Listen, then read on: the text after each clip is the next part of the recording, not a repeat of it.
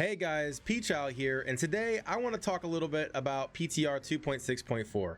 I've had a couple days to play with it, and I have had time to analyze and think about the classes that I like, the classes that still need buffs, and all of the balance changes and quality of life changes. So let's talk about that a little bit. But before we get started, I want to give a quick shout out to GTOmegaracing.com for sponsoring this video. If you guys are in the market for a new gaming racing chair this holiday season, check out GTOmegaracing.com and use the code Pchild at checkout to save yourself some money. But let's start discussing this PTR. The first thing I'm going to talk about, I'm going to go over the classes that I think are super buffed and in a really good spot. Then I'm going to talk about the classes that I think still need a little balance tweaking.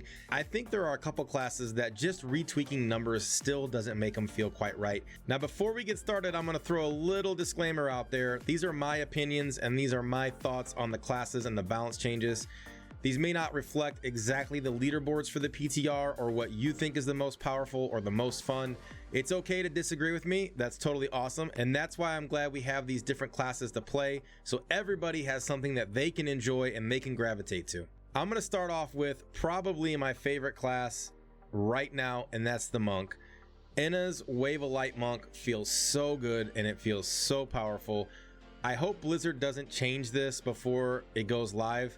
I feel like a lot of people are going to scream nerf, nerf, nerf, and I don't think that's the right move. I think with the Royal Ring buff that we're going to get for the season, I think it puts it in a really good spot. So I hope it stays that way. I hope a couple of the other classes get tweaked up to match its power just a little bit. And then secondly, Inna's also has the Generator Monk, which feels amazing to play as well. I love Inna's. It is in such a good spot right now, and it's so fun. I still think Sun Wuko's might ultimately be the T13 spec. I think the Wave of Light spec for Sun Wuko's is still a little bit superior to the Inna's, and that's cool because it gives you something else to grind for to get your T13 set all the way up. But Monk is still the fastest T13. It's very, very fast in Greater Rift speed runs to get gem ups, and it's powerful enough that it can solo probably in the 125 to 130 range. It's kind of hard to get a judge on that with Paragon being so high in this PTR. In a seasonal environment, I'm not really sure where it's going to fall in, but it should be in a very good sweet spot right around the top tier of what Condemned, Crusader, and Pestilence Necro were doing last season. And I think it's a good spot, man. I like that that power is up there. It gives us something to strive and challenge ourselves to push. Secondly, I think Monk also has the Uliana's Exploding Palm build. You still have some Wuko's, which is very strong to get you started. And then you have the Z-Monk specs that are still going to be viable in all of the metas. So it's in a really good spot. I like Monk. It's great. It's my favorite class right now if PTR stays the way it is. Second on the list is Tal Rasha Wizard. I think Tal Rasha Wizard is my favorite class to play. It doesn't require you spamming any buttons. Everything is methodically pressed and timed and used. I love Tal Rasha's Meteor Wizard. I think it's amazing. There's also a Tal Rasha's Frozen Orb build. There's Tal Rasha's EB Wizard, which is Explosive Blast Wizard. There are so many different Tal Rasha builds. Tal Rasha's Star Pack. So Tal Rasha's is kind of taking on that Akan's Condemn series from last season and the seasons before, where it's become the one-all be-all for wizards. I think that may ultimately not be a good thing in the long run, but for a season or two, I'm okay with it being top tier. In the future, hopefully we'll get more balance patches that will, you know, change that what's top tier for every class, not just Tal Rasha Wizards in general, but all the classes. So I really like the spot where Tal Rasha's at right now. Veers, unfortunately, was a set I was super looking forward to playing. And it seems like all the Veer sets are what I deem a reverse Veer set, meaning all of your damage is done when you're out of Archon. Archon gets you stacks and buffs to increase your damage, and then your big damage is when your Archon drops. And you can use things like Death Wish and Etch Sigil and those kind of things. I didn't spend a lot of time playing the reverse Veers sets. It's not a style that I like very much, so I didn't waste a lot of time playing it. I did spend some time trying to make Veers top tier and get a good Veers build, and I just couldn't do it. I couldn't get it to compete with Tal Rasha's or Firebirds or any other Frozen Orb, Demo Frozen Orb, none of that. So Veers is in a really weird spot, and I think it's one of the classes that needs some mechanical changes to the way the set works, specifically buffing Archon while you're in Archon form to allow that set to really take off and be what I think it's designed to be. And then we have Witch Doctor, which is one of the least played classes by me in the history of Diablo. I played Jade Harvest set and it is very powerful. It's not a play style that I was super thrilled with. It's not something that I gravitate to. I know a lot of Witch Doctors out there are going to completely disagree with that, and that's awesome. I'm glad that you guys love it. It's personally not a set that I like, but it is super powerful.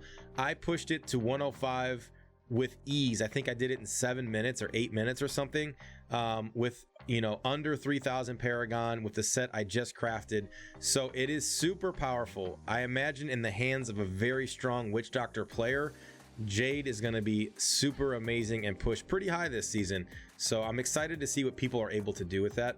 Then next on my list of things I like is Barbarian. I expected Rancor Barb to be a little bit higher than what it felt like.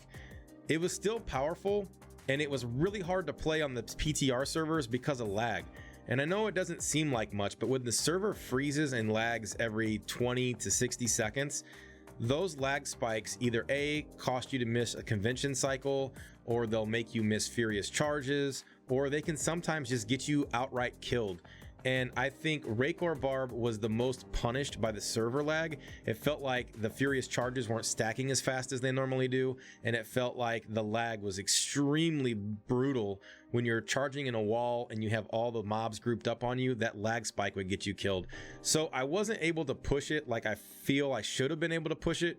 I do think it did get some power creep, and it is a lot stronger of a build, but ultimately I don't think it's as buffed as much as I thought it was going to be from the PTR changes. I do think that the hybrid Immortal Kings Rancor set, the Furious Charge set, is super powerful, and with that set you're going to be able to potentially push, I don't know if you're going to get higher than Rancor, but potentially push decently high, but you're really going to be able to get some speed greater rift clears. And there are some new metas forming to kind of take the role of rats, or this in-between place, a little bit higher greater rift than rats and a little bit lower greater rift than the metas, this middle ground where they can very efficiently farm like 110s 115s. I put a speed group together and we were able to speed some 110s with sets we had just put together. None of us were super familiar with the play style. None of us were super augmented up. We were around 25 to 3,000 Paragon, but we were farming 110s in like 6 or less minutes. Pretty fast, pretty impressive. So Barb is in a really good spot. Whirlwind Barb got juiced up. It is now T13 viable again. It's not going to compete with UE multi-shot. It's not going to compete with Wave of Light, but it is in a good spot. It's kind of there in that same category as like Natalia Strafe Demon Hunter or Explosive Blast Wizard. It might even be faster than both of those, but Whirlwind Barb is definitely a viable T13 set. I still think the Rancor Immortal Kings hybrid Furious Charge build is going to outperform Whirlwind as far as efficiency, but that'll be determined, you know, once some people really get in there and start pushing Whirlwind and trying to see how fast they can get that movement speed and get those clears. But Whirlwind's in a good spot, man. If you're a Whirlwind player, you can push greater rifts with it if you're super skilled and know what you're doing, and you can just throw together a T13 build and mow down rifts lazy man style, just spin to win. So Barb is in a great spot because you still have the Z Barb too. Barb is going to fit in so many metas. It's going to be in Rat still, it's going to be in the old meta still, it's probably going to continue to be in any new meta that's formed just because of the utility it brings as a Z character. And then you also have the new metas that are forming where you do the Immortal Kings Rancor hybrids to get that middle ground between rats and metas. So Barb is in a super good spot, possibly the best sitting spot of all the classes right now. Follow that up, we have Crusader, and Crusader didn't get any buffs to condemn, but Hammered in Crusaders got juiced up. And Hammered in Crusaders used to be top tier many seasons ago. I'm not 100% sure, my memory's foggy. I think it was like season 3 or season 4. But Hammered and Satyr is still in a very good spot. I was able to push a 108 on a Hammered and Satyr in roughly 7 minutes, 8 minutes. This was with 3,000 Paragon, not fully ancient gear, not augmented gear. The Paragon kind of made up for some of those things, but I also dropped my Paragon back down to 800 just to see how it would do. And I did a 95 in the same set with no augments, not even full ancient. I think I had 8 pieces of regular gear on. and Paragon 800, and I completed a 95 in around the 7 to 8 minute mark. And mainly the time was just because the movement speed is slow for Hammered In. So I think I easily could have pushed it up to 100 and still probably cleared in around the same time frame. So it's a very, very strong build, especially if you know how to play it and you know how to stutter step and hammer at the same time. So it is very, very good. Its playstyle is very similar to Condemn. It's a very slow moving, methodical, trash killing, big, large pack killing build. It does have a little bit more single target elite and Rift Guardian damage than Condemn, so it'll be fun not to spend 7 minutes killing a Rift Guardian. I think a lot of Crusaders are going to love Hammered In. It's a very, very good build. Next up on the list, we have Demon Hunter. I think Demon Hunter is in a great spot, man. UE multi-shot is still top tier. It got even better with this. Probably the only build that can challenge Wave of Light for T13 speed clears, and probably one of the few builds that can challenge Wave of Light for like Greater Rift 100th speed solos. It is very, very good. And then you have Shadow Impale. Shadow Impale got buffed and it feels amazing. It is back in full-fledged RGK. Shadow Impale Demon Hunters are probably back if there are no changes to this PTR. Time will tell if it's really going to outperform Necro, but they will definitely be viable at worst. And Shadow Impale is a great solo set. It feels wonderful. It's super tanky and it's super easy to play. I think Shadow Impale is probably going to be the most noob friendly build in the game. I think that a lot of new players can gravitate towards Shadow Impale and absolutely destroy with it. And then I think in the hands of a veteran player who really knows what they're doing, they are going to decimate leaderboards and they are going to be RGK monsters. So Shadow Impale is a super, super fun build. If you're a Demon Hunter fan, Shadow Impale is for you. Try it out. It's a lot of fun. But on the flip side, you also have the Natalia's 6-piece Marauders 4-piece hybrid set, often referred to as N6M4. And the N6M4 build is so strong and it feels so good. It got buffed all the way around. It just feels amazing. I didn't spend a ton of time playing that build. I did have a set. I logged in. I pushed a 105 in 7 minutes, I think. Completely goofing around, not even trying, not full augmented. Again, this was with around 2900 Paragon, not full ancient. So the Paragon does kind of superset some of those non-ancient and non-augments, but it was so powerful and it felt really good as well. I think some nasty things are going to happen with the N6M4. I think people are really going to push that. I'm not sure which set's going to win out in the race, if it's going to be Impale or if it's going to be N6M4. They're both in a good spot. And then Marauders is also still in a very, very strong spot. So Demon Hunters all around. Every set on Demon Hunter feels really good. I did put together some T13 Natalia's builds and they are nice and fast and I love it. Strafe builds, by the way. I love Strafe, one of my favorite skills in the game.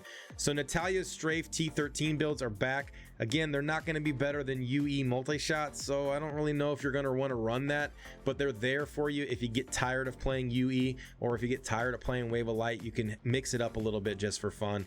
And then there are also some LON strafe builds that are, again, super lazy and easy to play. I'll call them lazy man's builds, where you can just right click strafe, run through the rift and collect all your loot. So Demon Hunter is in a great spot, especially if they can get that RGK back for 4-man metas. That will put them in a spot where people want to bring them in groups, and then solo you're going to be good. So I'm really, really excited for Demon Hunter this season. I think all my Demon Hunter fans out there are going to be so happy. And then last on the list, unfortunately, is the Necro, and Necro didn't get hardly any changes. Tragul's set got buffed a little bit and I didn't play it. I had no desire to play it because even if I play it, it's going to be the exact same as Pestilence. There is not going to be hardly any skill changes or many differences. Some people might figure out some things that end up being a little bit better, but ultimately Necro did not get any love, and it makes me very sad. I kind of wish Anarius would have got a little bit of treatment this time around and would have got buffed. It would be fun to play Anarius. It would be fun to switch up the meta on Necro, but unfortunately we didn't get that. So I hope before we go live for season 16, I hope Blizzard can address Anarius a little bit and maybe potentially do some playtesting on their own, or give us a second small PTR to test it. But I hope Necro Anarius set gets buffed. I really, really do. All right, now it's time for me to give you my rankings on what is least fun to most fun for me personally in season 16.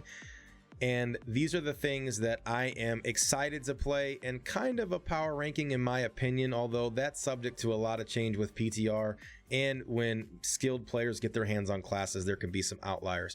But in the bottom slot, 7th place, I'm going to put Necro. Unfortunately, to me, Necro is just in a bad spot, and it didn't get any buffs. You're still going to have rat runs, you're still going to have Z Necro, you're still going to have RGK, and you're going to have Cold Lance and all those things that makes Necro awesome. But it's probably just going to be the least fun for me. It hasn't changed, and its power hasn't changed. In that 6th slot, I'm going to go with Witch Doctor. I think ultimately Witch Doctor is going to be very powerful, but it's not a class that I gravitate towards playing. Its playstyle isn't something that I'm super excited about. I know a lot of Witch Doctor players out there are going to love it, and they're going to be so happy for these changes, and I'm happy for you guys. I love it that you guys are happy. It's just with all these other class buffs, there are other things I want to play more. So 6th slot, Witch Doctor. Sorry, all you Witch Doctor fans. In the 5th spot, I'm going to put Crusader, and Hammerden is very fun and it's very strong. The reason I put Crusader so low is that Crusader still isn't going to fall in any of the metas, and it's still a very slow play style. You're going to walk the rifts down and kill things. I think it's going to be super powerful, and it's going to be amazing. And even if it's not, Condemned Crusader still didn't get it changed, so it's still going to be super powerful. But Hammerden's still in a really good spot. I think it's going to outpush Condemn, and people are going to get to hit new heights. Crusader also has other builds that could possibly be fun, like Invoker. I think Invoker may end up pushing decently fast and high as well. So there are some things out there for Crusaders to love and get excited for. And then in the 4th spot, I'm going to put Demon Hunter, and I'm excited for Demon Hunter. I really am. It'll be hard for me not to make a Demon Hunter in season 16. I'm going to try to save it for season 17 just in case we don't get any more buffs or balance changes. But season 16 Demon Hunters and Shadow Impale is going to be so powerful. You're going to be able to get in some 4-man groups and be a RGK. You're going to be one of the fastest T13 and bounty clearers with UE multi-shot. And then Natalia's Marauders hybrid and then the straight Marauders are going to be so good and so fast. So Demon Hunter is in a wonderful spot. In the 3rd place, I have Wizard, and Tal Rasha's is probably one of my all-time favorite builds in the game ever. So I think that's why I rank it so high. I think it'd just be fun to push with the more powerful Tal Rasha's. Tal Rasha's Meteor is going to be good. Tal Rasha's Star Pact is going to be amazing. Tal Rasha's EB Wizard is going to be a viable T13 build again. So Wizards are in just a great, wonderful spot. They're going to be in metas. They're going to be able to do solo. Their speed farm set is decently fast. So Wizards are going to be fun. I'm happy for Wizards. I'm excited. That takes my 3 spot. My 2nd place goes to Barb, and Barb is one of my all-time favorite classes in general. That's what I played all through vanilla. I always gravitate back to Barb. Barb can do so many things. It's got the Z sets for both the pull Barb and the glow Barb for rat runs or meta runs.